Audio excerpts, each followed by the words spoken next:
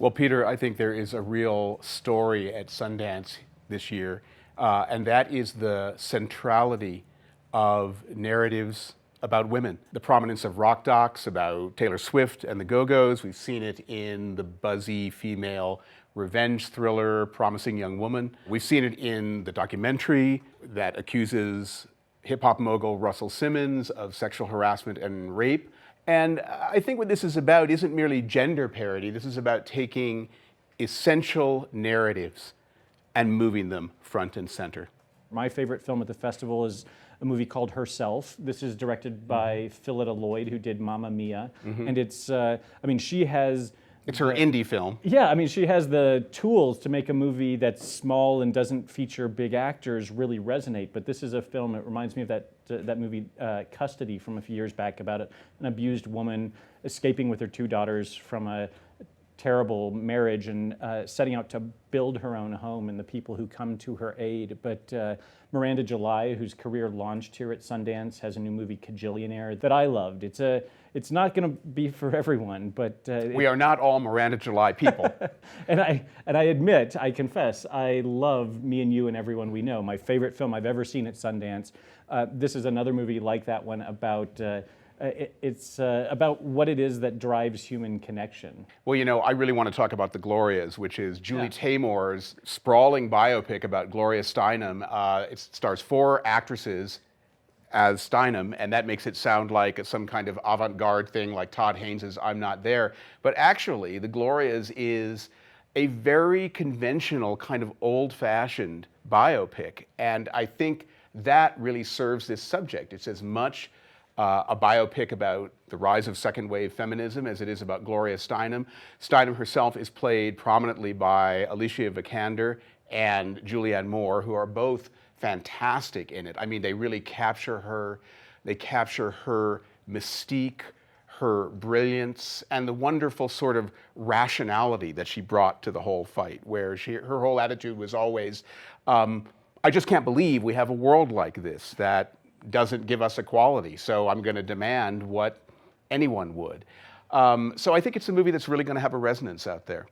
The new movie by Martha Marcy May Marlene director Sean Durkin, another returning Sundance filmmaker, his film is called The Nest. He's made this movie that's about a couple, Jude Law and Carrie Coon, in the middle of the 1980s, where the husband decides it's time to pick up the family and move to London. And it's an extremely disruptive change for everybody. And although the film starts out kind of even-handed, it sort of shifts to her perspective. And it's an incredible performance by her and a really nuanced, sort of look at the way that the sort of patriarchy worked differently. I think it's something you're saying about the Glorias, is that we sort of forget that even though we have so much farther to go, how much worse it was just a few decades back. Oh, that's absolutely true. I want to talk for a minute about all the good documentaries that are at Sundance. That's always the case. And I've seen some really powerful ones here, like The Dissident, about the case of the Washington Post journalist who was murdered by Khashoggi, who was murdered by the Saudi regime in 2018. This movie really puts that case all together. It has the feel of an incredible and quite disturbing real-world thriller. But, I really want to talk for a second about On the Record, which is the Russell Simmons documentary, because I think, like Leaving Neverland or Surviving R. Kelly, this is the kind of Me Too documentary that is truly going to have an impact in the real world. It was already preceded here by its own kind of drama when Oprah Winfrey, who had been an executive producer on it, abandoned the project at the last minute. There's still a lot of talk about why she did that, a lot of speculation, a lot of anger at her, frankly.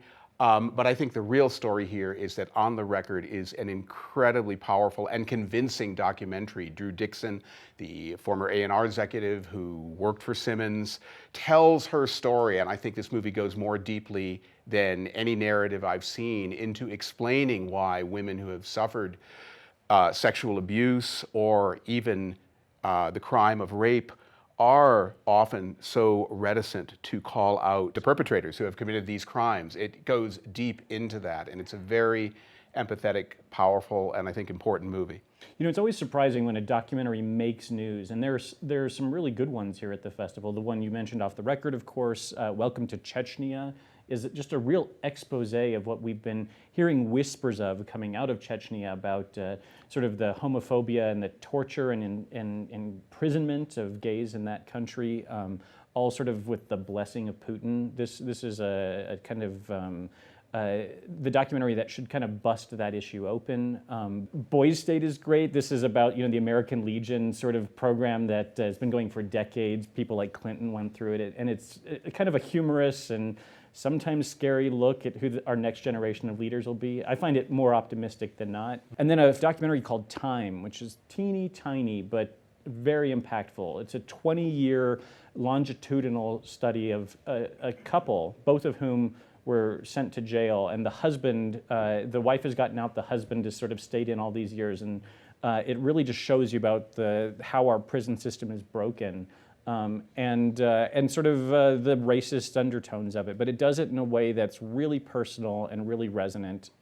It's a black and white documentary, very artistic, the kind of Hale County of this year. Mm-hmm. Well, I feel like a lot of these films, you want them to have an impact out there in the real world, but I think a question that always hovers over Sundance, and is especially this year, is will they, can they? Because I think this festival has always been, or at least for the last 25, 30 years, defined by movies like Manchester by the Sea that play here and then really have an impact.